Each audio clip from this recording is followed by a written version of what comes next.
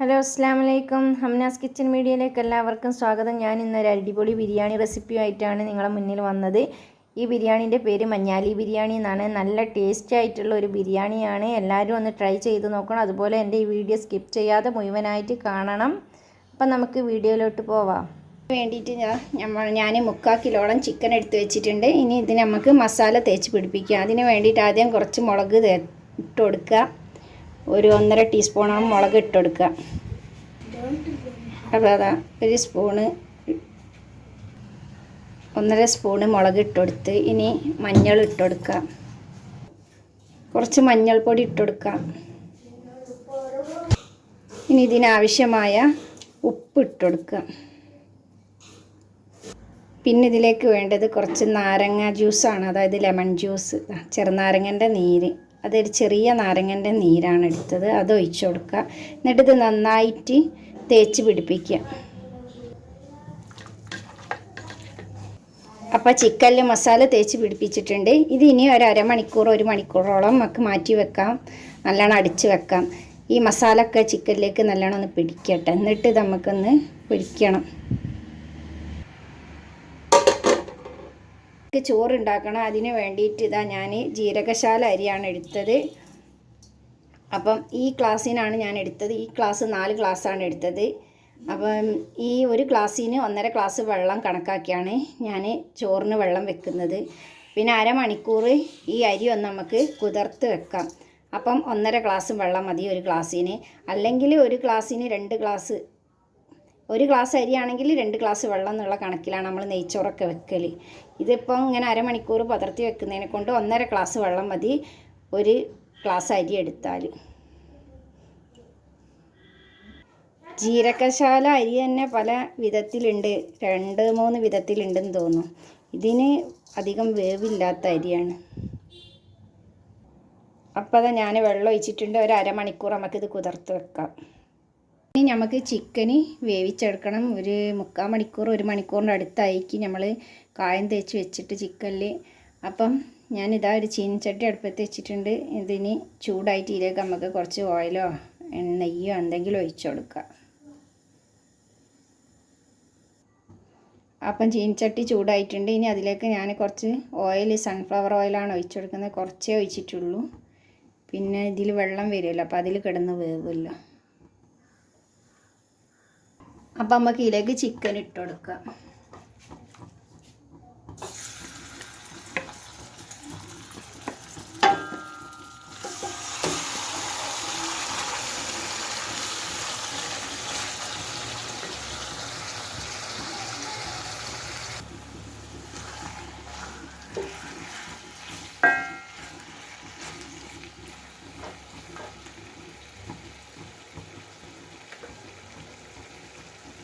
പിന്നെ നമുക്ക് കായം തേച്ച പാത്രത്തിൽ കുറച്ച് വെള്ളമൊന്ന് ഒഴിച്ചിട്ട് ആ കായത്തിൻ്റെ ഇതൊക്കെ ഇതിലേക്കൊന്ന് ഒഴിച്ചു കൊടുക്കുക. തോനെ വെള്ളമൊന്നും ഒഴിക്കണ്ട, കുറച്ച് മതി. മറ്റ് ചിക്കന് വെന്ത് ഉടഞ്ഞു പോവും, അതിനെക്കൊണ്ട് കുറച്ച് മതി.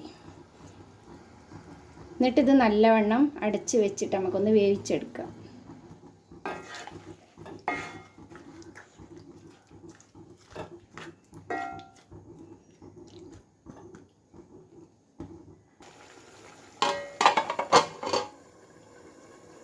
കൂടുതൽ സമയം വേവിക്കേണ്ട, ഒരു 10 മിനിറ്റ് വേവിച്ചാൽ മതി.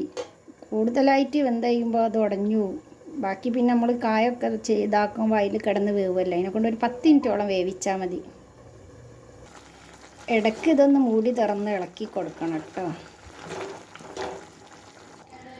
അപ്പം 10 മിനിറ്റ് കഴിഞ്ഞിട്ട് ഇനി നമുക്ക് ഈ വെള്ളമൊക്കെ ഇല്ലേ ഒന്ന് മുക്കിയെടുക്കണം. എന്നിട്ട് നമുക്ക് ഈ ചിക്കന് കുറച്ച് ഓയിൽ വീത്തി പൊരിച്ചെടുക്കണം. ഇത് ഒഴിവാക്കണ്ട, ഇത് നമുക്ക് ആവശ്യമുണ്ട്. ഇത് കായം ഉണ്ടാക്കുമ്പോൾ അതിലേക്ക് ഒഴിച്ചു കൊടുക്കണം. ഇത് നമുക്ക് ഇങ്ങോട്ട് മുക്കിയെടുക്കാം. ഇനി നമുക്ക് ഇതിലേക്ക് കുറച്ച് ഓയിൽ ഒഴിച്ചിട്ട് ഇതൊന്ന് നല്ലോണം പൊരിച്ചെടുക്കാം. സൺഫ്ലവർ ഓയിലാണ് കേട്ടോ ഞാൻ ഒഴിച്ചത്. അപ്പോൾ 2 സൈഡും ഒന്ന് നല്ലവണ്ണം ഒന്ന് അങ്ങോട്ടും ഇങ്ങോട്ടൊക്കെ മറിച്ചിട്ടൊന്ന് നല്ലോണം പൊരിച്ചെടുക്കാം.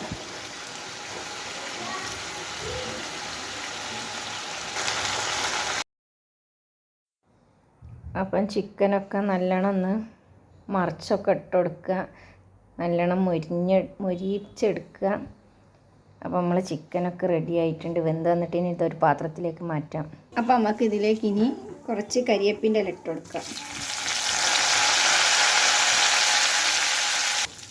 പിന്നെ ഒരു 4 ചെറിയ സവാള അരിഞ്ഞതാണിത് കേട്ടോ. വലുതാണെങ്കിൽ 3 എണ്ണം മതി. ഇത് ചെറുതായതിനെ കൊണ്ട് 4 എണ്ണമാണ് ഞാൻ എടുത്തത്.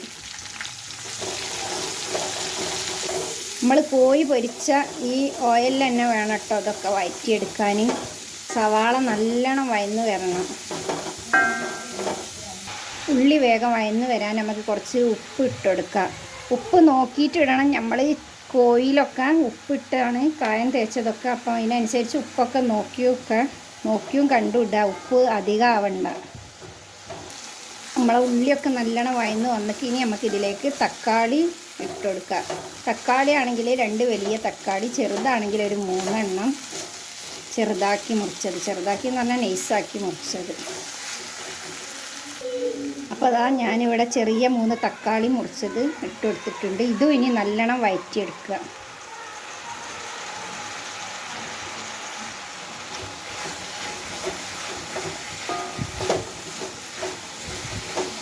തക്കാളിയൊക്കെ ഇതിൽ നല്ലോണം വെന്ത് ഉടഞ്ഞ് വരണം. അപ്പം നമ്മൾ തക്കാളിയൊക്കെ വഴന്ന് വന്നിട്ട് ഇനി ഇതിലേക്ക് കുറച്ച് ഇഞ്ചി വെളുത്തുള്ളി ചതച്ചത് ഇട്ട് കൊടുക്കുക. കുറച്ച് പച്ചമുളക് ഇട്ട് കൊടുക്കുക. പച്ചമുളക് ഞാൻ ഇങ്ങനെ മുറിച്ചിട്ടിട്ടേ ഉള്ളൂ, ചതച്ചിക്കില്ല. കുറച്ച് മതി. കാരണം മുളകും പൊടിയൊക്കെ ഇട്ടതിനെ കൊണ്ട് എരിവ് കൂടുതലാവും. അതുകൊണ്ട് എരിവിനനുസരിച്ച് കണക്കാക്കി വേണം പച്ചമുളക് മുറിച്ചിടാൻ. പിന്നെ ഇതിൻ്റെ ഇൻഗ്രീഡിയൻസിൻ്റെ അളവ് കൂട്ടുകയും കുറയ്ക്കുകയൊക്കെ ചെയ്യട്ടോ. നിങ്ങളിപ്പോൾ ഇങ്ങനെ ഉണ്ടാക്കുന്നത് കൂടുതൽ ഉണ്ടാക്കണമെങ്കിൽ ഇതിൻ്റെ സാധനങ്ങൾ കൂടുതൽ എടുക്കുക. ഞാനിപ്പം കുറച്ചേ ഉണ്ടാക്കുന്നുള്ളൂ, അതുകൊണ്ടാണ് ഇങ്ങനെ എടുക്കുന്നത്. അപ്പോൾ ഇതൊക്കെ ഒന്ന് നല്ലോണം വഴറ്റിയെടുക്കുക. നമുക്കൊരു 2-3 മിനിറ്റ് ഇതൊന്ന് അടച്ച് വെച്ചൊന്ന് വേവിക്കുക. എന്നാലേ ഈ തക്കാളി ഇതെല്ലൊക്കെ ഒന്ന് നല്ലോണം ഒന്ന് വേവുള്ളൂ. നമുക്ക് മൂടി വെച്ച് ഒന്ന് വേവിച്ചെടുക്കാം. അപ്പം നമുക്ക് മൂടി തുറന്ന് നോക്കാം. എന്നിട്ട് ഇതൊന്ന് ഇളക്കി കൊടുക്കുക.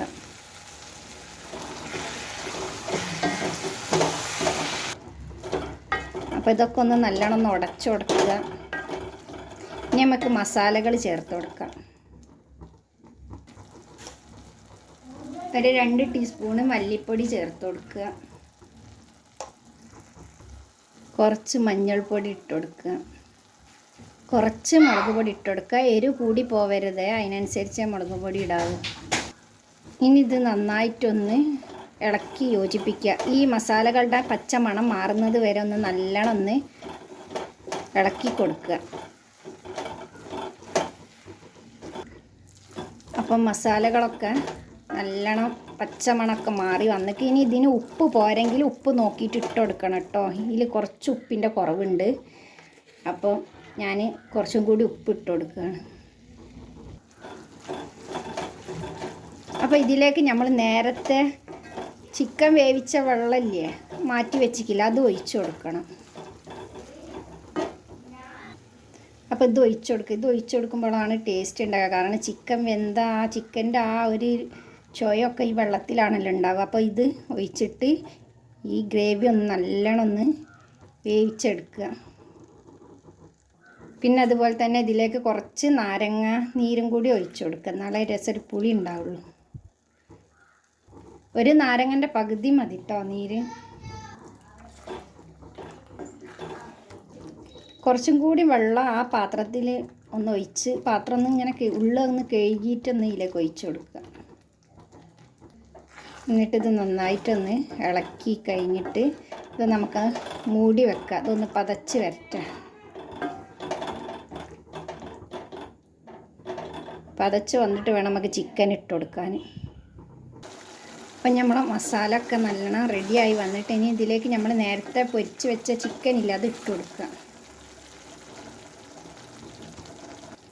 അപ്പോൾ ഇതാ നമ്മൾ നേരത്തെ പൊരിച്ച് മാറ്റി വെച്ച ചിക്കൻ ഇട്ട് കൊടുത്തിട്ടുണ്ട്. ഇനി അതൊന്നായി നന്നായിട്ടൊന്ന് ഇളക്കി യോജിപ്പിക്കുക.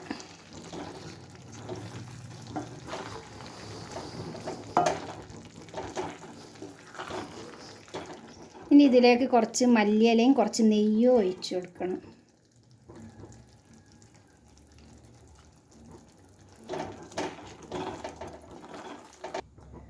ഇനി വേണ്ടത് കുറച്ച് ഗരം മസാല, ഒരു ടീസ്പൂണോളം ഗരം മസാല ഇട്ട് കൊടുക്കുക.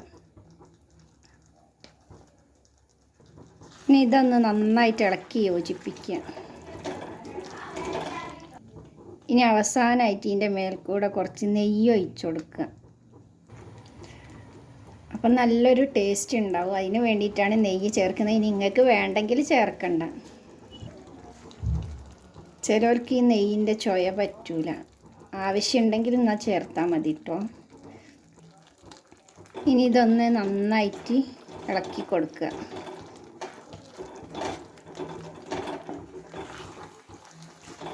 അപ്പം നമ്മളെ ഗ്രേവി ഇവിടെ റെഡി ആയിട്ടുണ്ട് കേട്ടോ.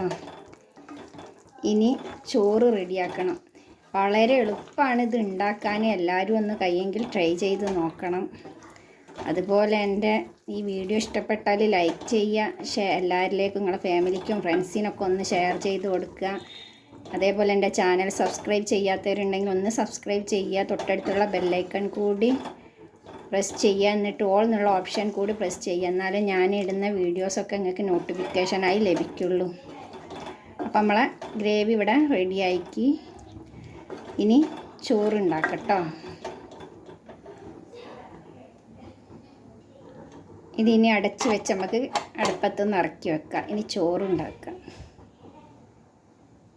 ചോറുണ്ടാക്കുന്ന മുന്നായിട്ട് നമുക്ക് കുറച്ച് ഉള്ളിയും അണ്ടി മുന്തിരിയൊക്കെ ഒന്ന് പൊരിച്ചെടുക്കണം. അതിന് വേണ്ടിയിട്ടാണ് ഞാനിതാ ഇവിടെ ഒരു പാത്രം അടുപ്പത്ത് വെച്ചിട്ടുണ്ട്. ഇനി ആ ഉള്ളിയും അണ്ടി മുന്തിരിയൊക്കെ നമുക്കൊന്ന് പൊരിച്ചെടുക്കാം.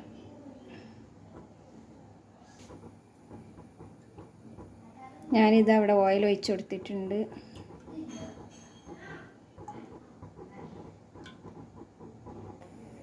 ആദ്യം നമുക്ക് അണ്ടി ഇട്ട് കൊടുക്കാം. അപ്പം നമ്മൾ അണ്ടി ചോത്ത് വരുമ്പോഴത്തേക്ക് നമുക്ക് ഇതിലേക്ക് കുറച്ച് കിസ്മിസും കൂടി ചേർത്ത് കൊടുക്കാം.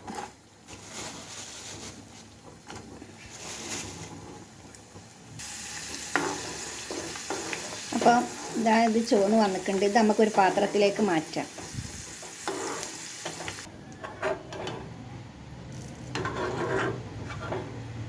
ഇനി നമുക്ക് നൈസായി മുറിച്ച വലിയ ഉള്ളി ഒന്ന് പൊരിച്ചെടുക്കാം. അപ്പോൾ ഉള്ളിയൊക്കെ നല്ലോണം ചോന്ന് വന്നിട്ടുണ്ട്. ഉള്ളി കരിഞ്ഞു പോകരുത്. കുറച്ചും കൂടി ഒന്ന് കളർ മാറാനുണ്ട്. അപ്പോൾ ഉള്ളി ചോന്നിട്ടുണ്ട്. നമുക്ക് കോരി മാറ്റാം. എന്നിട്ട് ഈ ഓയിലിൽ തന്നെയാണ് ഞാൻ ചോറും വെക്കുന്നത് കേട്ടോ. അപ്പോൾ ഉള്ളിയൊക്കെ കോരി മാറ്റിയിട്ടുണ്ടെങ്കിൽ നമുക്ക് ചോറക്കാൻ കുക്കർ അടുപ്പത്തൊക്കെ, ഞാൻ കുക്കറിലാണ് നെയ്ച്ചോറ് ഉണ്ടാക്കുന്നത്. അപ്പം നമുക്ക് ഓയിൽ ഒഴിച്ചെടുക്കാം. നമ്മൾ നേരത്തെ ഉള്ളി പൊരിച്ച ഓയിലാണ് ഞാനിവിടെ എടുത്തത്. അപ്പോൾ ഓയിൽ ഒഴിച്ചു കൊടുക്കാം. നിങ്ങൾക്ക് വേണമെങ്കിൽ നെയ്യിലും ആക്കട്ടോ. ചിലവർ നെയ്ച്ചോറ് വെക്കുക നെയ്യിലാണ്. ഞാൻ ഓയിൽ ബിരിയാണിയും എല്ലാം വെക്കൽ ഓയിലാണ്. നെയ്യ് വല്ലാണ്ട് ഉപയോഗിക്കില്ല. ഇതിലേക്ക് നമുക്ക് കറാമ്പൂവ്, കറാമ്പട്ട, ഏലക്കായ് ഇതൊക്കെ ഇട്ട് കൊടുക്കാം. പിന്നെ കുറച്ച് പെരിഞ്ജീരകം, അതായത് വലിയ ജീരകം ഇട്ട് കൊടുക്കാം. ഒരു ചെറിയ ടീസ്പൂണോളം വലിയ ജീരകം ഇട്ട് കൊടുക്കുക. ഇനി അഥവാ വേണ്ടെങ്കിൽ നിങ്ങൾ ഇടണ്ട. ഈ പെരിഞ്ജീരകത്തിൻ്റെ ചുവയൊന്നും ചിലവർക്ക് പറ്റൂല. പിന്നെ ഇതിലേക്ക് കുറച്ച് വെളുത്തുള്ളില്ലേ, അത് ചതച്ചത് ഇട്ട് കൊടുക്കുന്നുണ്ട്. നിങ്ങൾക്ക് വേണമെങ്കിൽ ചതക്കുക, അല്ലെങ്കിൽ ചെറുതാക്കി മുറിച്ചിടുക, അങ്ങനെ ചെയ്യാം. അപ്പം ചോറിനൊരു നല്ലൊരു ചൊയ ഉണ്ടാവും. ഇതിൻ്റെ കൂടെ കുറച്ച് ഇഞ്ചിയും ചെറിയൊരു പച്ചമുളകൊക്കെ ഇട്ട് വിചാരിച്ച് കുഴപ്പമൊന്നുമില്ല. ചോറിന് ഉപ്പും പുളിയൊക്കെ ഉണ്ടാവും. ഞാനിപ്പോൾ ഇവിടെ വെളുത്തുള്ളി മാത്രമേ എടുത്തിട്ടുള്ളൂ. അല്ലാണ്ട് ഞാൻ ബിരിയാണി വെക്കുകയാണെങ്കിൽ ചോറ് ഉണ്ടാക്കുമ്പോൾ അതിൽ കുറച്ച് ഇഞ്ചിയും വെളുത്തുള്ളിയും ചതച്ചതും കുറച്ച് പച്ചമുളക് ചതച്ചതൊക്കെ ഇടും. അപ്പം ഞാനിനി ഇതിലേക്ക് വെള്ളം ഒഴിച്ച് കൊടുക്കുന്നുണ്ട്. ഇത് അളന്ന് വെച്ചതാണ്. ഞാൻ 4 ഗ്ലാസ് അരിയാണ് എടുത്തത്. അതിന് ഒരു ഗ്ലാസ്സിന് അരിക്ക് 1.5 ഗ്ലാസ് വെള്ളം കണക്കാക്കിയാണ് എടുത്തത്. അപ്പം വെള്ളം ഒഴിച്ച് കൊടുക്കാം.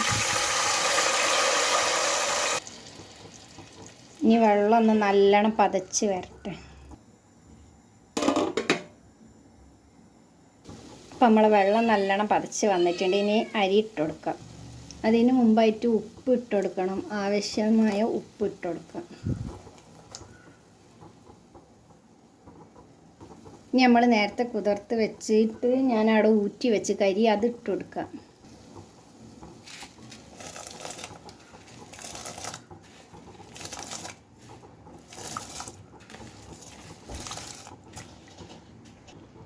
ഇനി ഇതൊന്ന് നല്ലവണ്ണം ഇളക്കി കൊടുക്കാം. ബാക്കി ഇനിയിപ്പോൾ എന്ത് നമ്മൾ സാധാ നെയ്ച്ചോറ് വെക്കുന്ന മാതിരി ഇനി അടച്ച് വെച്ചൊന്ന് വേവിച്ചെടുക്കുക. അപ്പോൾ നമ്മളെ നെയ്ച്ചോറ് ഇവിടെ റെഡി ആയിട്ടുണ്ട്. ഇനി ഇതിൻ്റെ മുകൾക്ക് കുറച്ച് ഉള്ളി പൊരിച്ചതും പിന്നെ കുറച്ച് മഞ്ഞൾപ്പൊടി കലക്കി ഒഴിക്കാനുണ്ട്.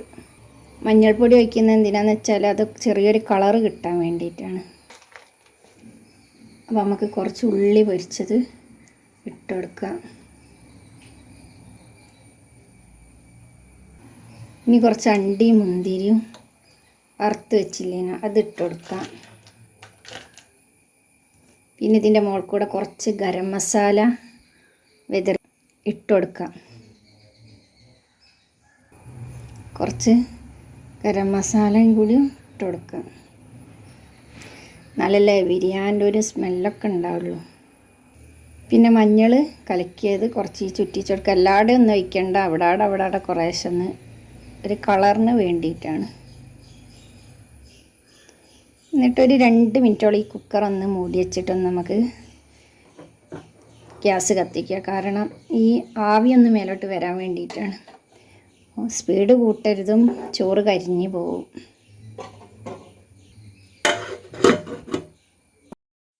അപ്പോൾ ഇനി നമുക്ക് മൂടി തുറന്ന് നോക്കാം. അതാ ആവിയൊക്കെ നല്ലോണം വന്നിട്ടുണ്ട്. അപ്പം നമ്മളെ മഞ്ഞാലി ബിരിയാണി റെഡി ആയിട്ടുണ്ട്. ഇനി ഇതൊന്ന് നമുക്ക് നല്ലോണം ഒന്ന് ഇളക്കി യോജിപ്പിക്കുക. നല്ല മണമുണ്ട്. ഈ പാത്രത്തിൽ ഇളക്കാൻ ബുദ്ധിമുട്ടാണ്. ഇത് നമുക്ക് വേറൊരു പാത്രത്തിലേക്ക് ഒഴിച്ചിട്ടൊന്ന് നല്ലോണം ഒന്ന് മിക്സ് ചെയ്യാം. അപ്പോൾ ഇതാ നമ്മളെ ബിരിയാണി ഇതാ റെഡി ആയിട്ടുണ്ട്. ഇത് ഞാൻ ആ പാത്രത്തിൽ ഇളക്കാൻ കഴിയായിട്ട് വേറൊരു പാത്രത്തിലേക്ക് മാറ്റിയതാണ്. ഇനി ഇത് നമുക്കൊരു പ്ലേറ്റിലേക്ക് വിളമ്പാം. അപ്പം നേരത്തെ പറഞ്ഞ മാതിരി ഈ വീഡിയോ ഇഷ്ടപ്പെട്ടാൽ ലൈക്ക് ചെയ്യുക, ഷെയർ ചെയ്യുക, സബ്സ്ക്രൈബ് ചെയ്യുക എൻ്റെ ചാനൽ. അപ്പോൾ ഇത് ഒരു പാത്രത്തിലേക്ക് മാറ്റാം. നമുക്ക് കുറച്ച് ഉള്ളി അണ്ടിയൊക്കെ ഇതിലിട്ട് കൊടുക്കാം. എന്നിട്ട് ഇതിൽ ചോറ് വിളമ്പിയിട്ട് മറ്റേ പ്ലേറ്റിലേക്ക് കമത്തുക.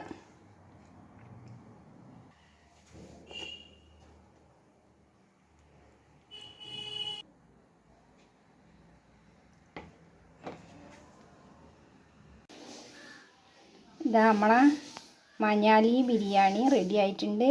നല്ല അടിപൊളി ബിരിയാണിയാണ്. എല്ലാവരും ഒന്ന് ട്രൈ ചെയ്ത് നോക്കണം. ഞാനിത് യൂട്യൂബിൽ തന്നെ കണ്ടിട്ട് ചെയ്ത് നോക്കിയാണ്. നല്ല ടേസ്റ്റ് ഉണ്ട്.